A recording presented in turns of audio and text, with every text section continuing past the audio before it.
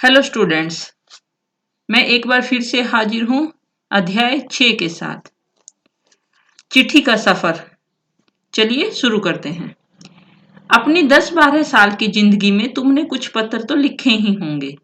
वे पत्र अपने सही पते और समय पर किस तरह पहुंचे होंगे, यह बहुत सी बातों पर निर्भर करता है। जैसे कि चिट्ठी किस स्थान से किस स्थान पर भेजी जा रही है, संदेश पहुंचाने की कितनी जल्दी है, तुमने पूरा और ठीक पता लिखा है कि नहीं, तुमने उस पर डाक टिकट लगाया है कि नहीं, आदि। अब प्रश्न यह उठते हैं कि आखिर चिट्ठी पर डाक टिकट लगाया ही क्यों जाए? पूरे और ठीक पते से क्या मतलब है? जरूरत पड़ने पर संदेश को जल्दी कैसे पहुंचाया जाए? स्थान बदलने से चिट्ठी के पहुंचने पर क्या असर पड़ता है? इनमें से कुछ सवालों के जवाब शायद तुम्हारे पास हों, खासकर तुम में से उनके पास जो डाक टिकटें इकट्ठी करने का शौक रखते हैं। इन सवालों के जवाब के लिए नीचे दिए गए लिफाफों को गौर से देखो। दोनों पतों को दी गई जगह में लिखो। ये देखिए बेटे, महात्मा गांधी जहां हो वहां। और ये देखिए 2, श्रीमान निर्देशक महोदय, राष्ट्रीय शैक्षणिक अनुसंधान एवं प्रशिक्षण परिषद, अरविंद मार्ग, नई दिल्ली। तो इस प्रकार से बच्चों ये जो है ये सही पता है, और ये जहां हो वहां ये कोई पता नहीं है। ओके, तो चिट्ठी लिखते हुए आप इन चीजों का जरूर नोटिस करें। ये दोनों पते किस तरह से भिन्न हैं? गांधी जी को भेजे गए पत्र में पते की जगह पर लिखा है महात्मा गांधी जहां हो वहां, वर्धा, जबकि लिफाफे पर इमारत या संस्थान से लेकर शहर तक का नाम लिखा हुआ है। पते में सबसे छोटी भौगोलिक इकाई से शुरू करके बड़ी की ओर बढ़े हैं। छोटी से छोटी भौगोलिक इकाई का मतलब यह हुआ कि घर के नंबर के बाद गली मोहल्ले का नाम, फिर गांव, फिर कस्बे, शहर के जिस हिस्से में है उसका नाम, फिर गांव या शहर का नाम। शहर के नाम के बाद लिखे अंक को पिन कोड कहते हैं। हर जगह को एक पिन कोड दिया गया है। यह सोचने लायक बात है कि आखिर पिन कोड की जरूरत क्या है। हमारे देश में अनेक ऐसे कस्बे, गांव, शहर हैं जिनके नाम एक जैसे हैं। पते के बाद पिन कोड लिखने से गंतव्य स्थान का पता लगाने में डाक छांटने वाले कर्मचारियों को मदद मिलती है और पत्र जल्दी बांटे जा सकते हैं। पिन कोड की शुरुआत 15 अगस्त 1972 को डाक तार विभाग ने पोस्टल नंबर योजना के नाम से की। जाहिर है कि गांधी जी को मिले इस पत्र पर और उन्हें मिले किसी भी पत्र पर पिन कोड यानी कि पिन शब्द पोस्टल इंडेक्स नंबर का छोटा रूप है। किसी भी जगह का पिन कोड 6 अंकों का होता है। हर अंक का एक खास स्थानीय अर्थ है। उदाहरण के लिए NCERT को भेजे गए लिफाफे पर लिखा अंक है 110016 यानी 110016। इसमें पहले स्थान पर दिया गया अंक यह बताता है कि यह पिन कोड दिल्ली, हरियाणा, हिमाचल प्रदेश, पंजाब या जम्मू कश्मीर का है। अगले 2 अंक यानी 10 यह तय करते हैं कि यह दिल्ली राष्ट्रीय राजधानी क्षेत्र के उप क्षेत्र दिल्ली का कोड है। अगले 3 अंक यानी 016 दिल्ली उप क्षेत्र के ऐसे डाकघर का कोड है जहां से डाक बांटी जाती है। अब तुम्हारा स्कूल जहां पर है उस इलाके का पिन कोड पता करो। अपने घर के इलाके का पिन कोड नंबर भी पता करो। पिन कोड की जानकारी डाकघर से प्राप्त की जा सकती है। डाकघरों में टेलीफोन डायरेक्टरी की तरह पिन कोड डायरेक्टरी भी मिलती है। तुम्हारे इलाके का पिन कोड तो तुम्हारे मोहल्ले में लगे लेटर बॉक्स पर ही लिखा होगा। प्रमुख जगह शहरों के पिन कोड नंबर तुम्हें कहां कहां मिल सकते हैं। टिकट संग्रह का शौक काफी लोकप्रिय है। धीरे धीरे इसमें टिकट संग्रह के अलावा डाक से जुड़ी और बहुत सी चीजें शामिल हो गई हैं। इसको डाक का विज्ञान कहना गलत नहीं होगा। क्या तुम जानते हो इस विज्ञान को क्या नाम दिया गया है? पता करो और यहाँ लिखो। ये देखिए बच्चों, ये आपके पास डाक टिकट दिखाई गई हैं। फर्क सिर्फ पिन कोड का ही नहीं है, समय के साथ डाक सेवाओं में निरंतर बदलाव और विकास होता रहा है। बहुत पुराने समय में कबूतरों के द्वारा संदेश भेजे जाते थे। जब संदेशवाहक कबूतरों की बात हो रही है तो इन इंसानों की बात कैसे न हो जो ऐसे समय से डाक पहुंचाने का काम करते रहे, जब संचार और परिवहन के साथ साधन बेहद सीमित थे। बात हो रही है उन हरकारों की जो पैदल ही आम आदमी तक चिट्ठी पत्री पहुंचाने का काम करते रहे। राजा महाराजाओं के पास घुड़सवार हरकारे हुआ करते थे। हरकारों को न सिर्फ हर तरह की जगह पर पहुंचना होता था बल्कि डाक की रक्षा भी करनी होती थी। डाकू लुटेरों या जंगली जानवरों की चपेट में आने का डर हमेशा बना रहता था। आज भी भारतीय डाक सेवा दुर्गम व पहाड़ी इलाकों तक डाक पहुंचाने के लिए हरकारों पर निर्भर करती है। जम्मू कश्मीर के लद्दाख खंड में पदम यानी कि जंस्कार जैसी कई जगह हैं जहां हरकारे डाक पहुंचाते हैं। आजकल तो संदेश भेजने के नए नए और तेज साधन आसानी से उपलब्ध हो गए हैं। डाक बांटने में हवाई जहाज, पानी के जहाज और जाने कैसे कौन कौन से साधन इस्तेमाल किए जा रहे हैं। डाक विभाग भी पत्र, मनी ऑर्डर के साथ साथ ईमेल, बधाई कार्ड आदि लोगों तक पहुंचा रहा है। कबूतर की उड़ान से लेकर हवाई डाक सेवाओं तक का सफर दिलचस्प करने वाला है। यह सोचकर आश्चर्य होता है कि कबूतर जैसा पक्षी संदेशवाहक भी हो सकता है। कबूतर की कई प्रजातियां होती हैं और ये सभी संदेश लाने ले जाने का काम नहीं कर सकती।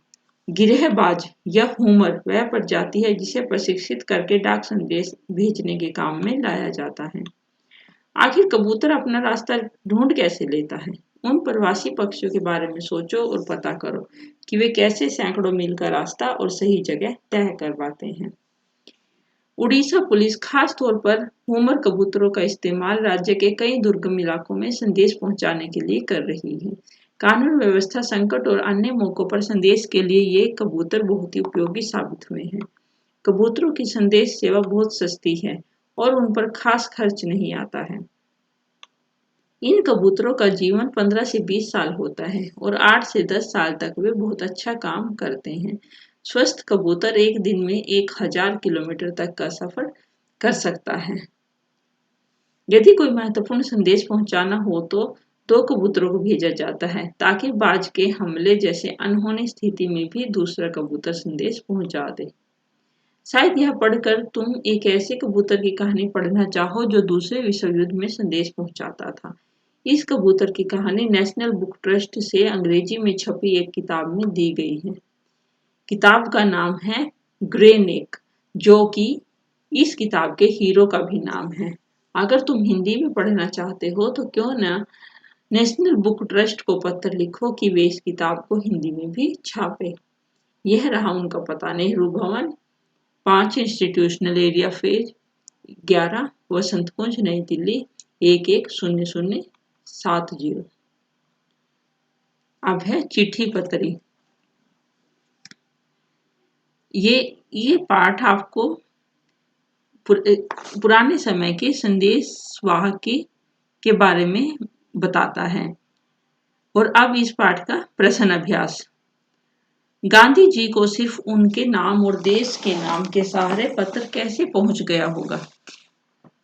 गांधी जी भारत में ही नहीं विदेशों में भी प्रसिद्ध थे। उनके बारे में सभी को पता होता था कि वे किसी खास समय में किस स्थान पर हैं। इस कारण उनको सिर्फ उनके नाम और देश के नाम के सहारे पत्र पहुंच गया है। अगर एक पत्र में पते के साथ किसी का नाम न हो तो क्या पत्र ठीक जगह पर पहुंच जाएगा? निसंदेह नाम और पते से लैस पत्र ठीक जगह पर पहुंच जाएगा। नाम न होने से क्या समस्याएं आ सकती हैं? नाम न होने से डाकियों को यह पता करने में मुश्किल होता है कि पत्र किसका है और हो सकता है उस आदमी की जगह किसी और के हाथ में पत्र पहुंच जाए। क्वेश्चन नंबर 4, पैदल हरकारों को किस किस तरह की दिक्कतों का सामना करना पड़ता होगा? पैदल हरकारों को हर तरह की जगह पर पहुंचना होता है। उन्हें डाक की रक्षा भी करनी पड़ती है। डाक लुटेरों या जंगली जानवरों की चपेट में आने का डर हमेशा बना रहता है। क्वेश्चन नंबर 5, अगर तुम किसी को चिट्ठी लिख रहे हो तो पते में यह जानकारी किस क्रम में लिखोगे? गली मोहल्ले का नाम, घर का नंबर, राज्य का नाम, खंड का नाम, कस्बे शहर गांव का नाम, जनपद का नाम नीचे दी गई जगह में लिखो। सबसे पहले घर का नंबर, गली मोहल्ले का नाम, खंड का नाम, कस्बे शहर गांव का नाम, जनपद का नाम, राज्य का नाम। हमने पता इस क्रम में इसलिए लिखा क्योंकि पता लिखते समय छोटी भौगोलिक इकाई से शुरू करके बड़ी की ओर बढ़ा जाता है। ठीक है बच्चों, ये बात समझ में आई? अपने घर पर कोई पुराना पत्र ढूंढो, उसे देखकर नीचे लिखे प्रश्नों का जवाब लिखो। अगर आपके घर में कोई पुराना पत्र है तो उसे जरूर ढूंढिए और उसमें कि वो पत्र किसने लिखा, किसे लिखा, किस तारीख को लिखा, यह पत्र किस डाकखाने में किस तारीख को पहुंचा, यह उत्तर तुम्हें कैसे पता चला, इन सब चीजों पे विचार करो। चिट्ठी भेजने के लिए आमतौर पर पोस्ट कार्ड, अंतर्देशीय पत्र या लिफाफा इस्तेमाल किया जाता है। डाकघर जाकर इनका मूल्य पता करके लिखो। पोस्ट कार्ड, अंतर्देशीय पत्र और लिफाफे, इन सबके अलग अलग मूल्य डाकघर जाके पता करो। नेक्स्ट क्वेश्चन है, डाक टिकट इकट्ठा करो। 1 रुपए से लेकर 10 रुपए तक के डाक टिकटों को क्रम में लगाकर कॉपी पर चिपकाओ। इकट्ठा किए गए डाक टिकटों पर अपने साथियों के साथ चर्चा करो। और बच्चों, ये डाक टिकट आपको जहां कहीं भी मिले या फिर इंटरनेट या कहीं से भी इसकी फोटोकॉपी लेकर अपनी कॉपी पर चिपकाइए और उनके ऊपर डाक टिकट की अपने साथियों से बातचीत करो। शब्दकोश, नीचे शब्दकोश का एक अंश दिया गया है जिसमें संचार शब्द का अर्थ भी दिया गया है। संगीतज्ञ, संगीत जानने वाला, संगीत की कला में निपुण।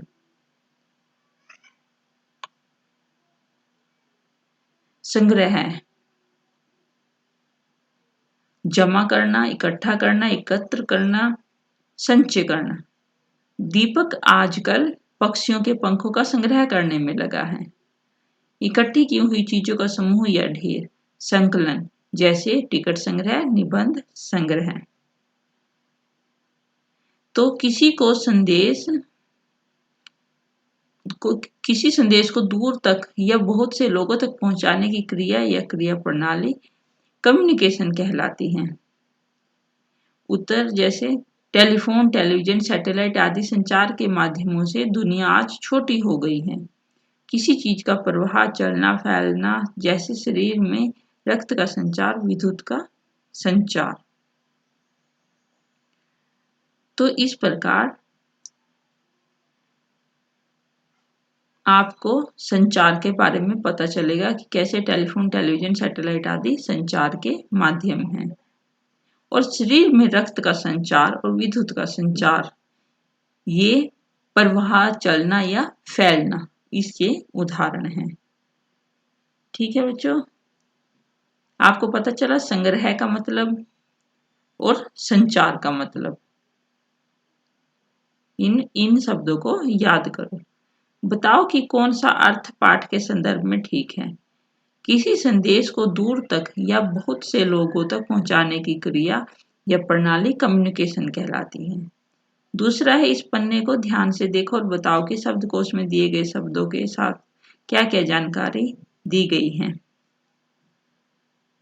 शब्दकोश में शब्द के साथ उसके भिन्न भिन्न अर्थ, लिंग, वचन, पुरुष आदि जानकारियां दी गई हैं। ये देखो बच्चों, क्या आपने कभी इसमें चिट्ठी डाली है?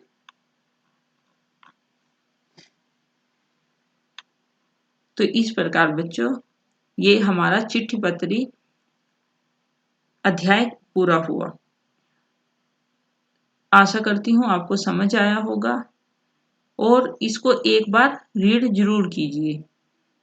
जितना ज्यादा हो सके चिट्ठी, पत्री, डाक, इन सब के बारे में, चिट्ठी का सफर अध्याय पूरा करके उसमें नोट कीजिए। फिर मिलेंगे अगले अध्याय के साथ। मेरे चैनल को सब्सक्राइब करना मत भूलिए। धन्यवाद।